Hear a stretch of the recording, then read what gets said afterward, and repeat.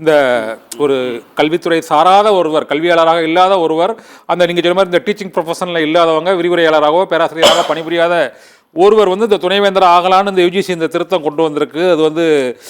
அது விமர்சன சர்ச்சைக்குள்ளாகி இருக்கிறது. ஆனால் நான் என்ன கேட்குறேன்னா, அப்போ இந்திய இந்த உயர்கல்வியை உலக தரத்தில் கொண்டு வர வேண்டும் என்ற நோக்கத்தோடு நாங்கள் இந்த திருத்தங்களை கொண்டு வருகிறோம் என்று இதை ஆதரித்து பேசுபவர்கள் மற்றும் சிலர் கூறுகிறார்கள் வைங்களேன். இவர்களில் இந்த ஐரோப்பிய நாடுகள் மற்ற அந்த கல்வியில் மிகப்பெரிய வளர்ச்சி அடைந்த நாடுகளில் இந்த துணைவேந்தர் நியமனத்தில் இந்த கல்வி பின்புலம் சாராதவர்கள் துணைவேந்தராக ஆகுவதற்கான வாய்ப்புகள் வழங்கப்பட்டிருக்காரு வேற நாடுகளில். ஏன்னா நீங்கள் இந்த கல்வி தொடர்பான பல்வேறு விதமான இதெல்லாம் கலந்துக்கலாம் கேட்குறேன்.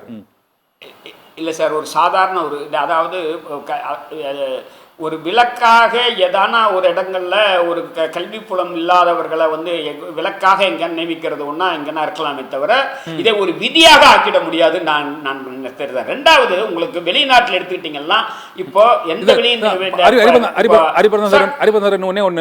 நம்ம ஊருக்கு இந்த டீம்டு யூனிவர்சிட்டின்னு இருக்குல்ல சார், நிகர்நிலை பல்கலைக்கழகங்கள் இருக்குல்ல, இதுல எதுவுமே கல்வி பின்புலமோ ஏதோ இல்லாதவங்க தான் நிறைய பேர் தாளாளர்கள் இந்த வேந்தர்களாக துணைவேந்தர்களாக அவங்க பொறுப்பேற்கிறதுக்கு எப்படி சார் அது ஆகுறாங்க? அது இல்லை சார், ரெண்டு செய்தி. நல்ல கேள்வி இது.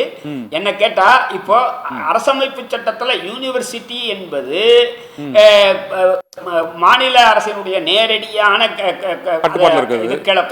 அதிகாரத்தின் கீழே வந்தாலும் டீம்டு யூனிவர்சிட்டி என்றது யூஜிசி ஆக்ட் இருக்கு பாருங்க, அதன் கீழே யூஜிசி அங்கீகரிக்கிறது தான். இதே மாதிரி ஒரு உத்தரவின் மூலமாக யூஜிசி இருக்கு பாருங்க, பல்கலைக்கழக மானிய குழு அங்கீகரிப்பது தான் டீம்டு யூனிவர்சிட்டி என்பது.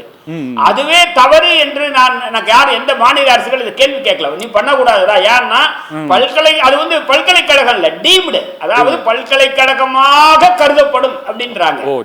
அப்போ அங்க கூட நீங்க சொல்றது ஒரு சிறு வித்தியாசம் இருக்கு.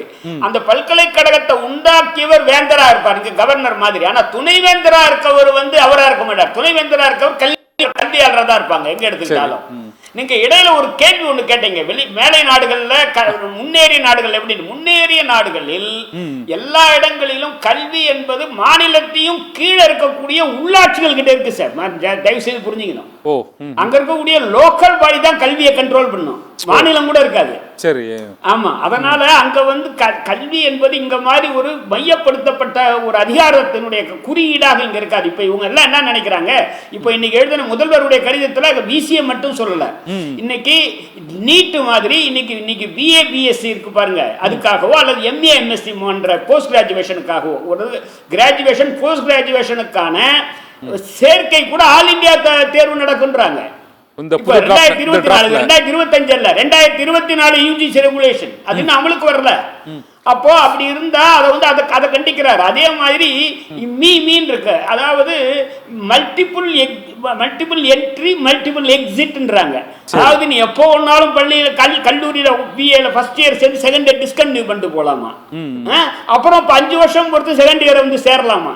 ஏன் எப்பா, அதாவது டிராப் அவுட் பாருங்க, டிராப் அவுட்டை ஊக்கப்படுத்துவதாக இது அமைகிறது என்று முதல்வர் சொல்லியிருக்காரு. அதில் நான் உடன்படுகிறேன், சரி என்று கருதுறேன்.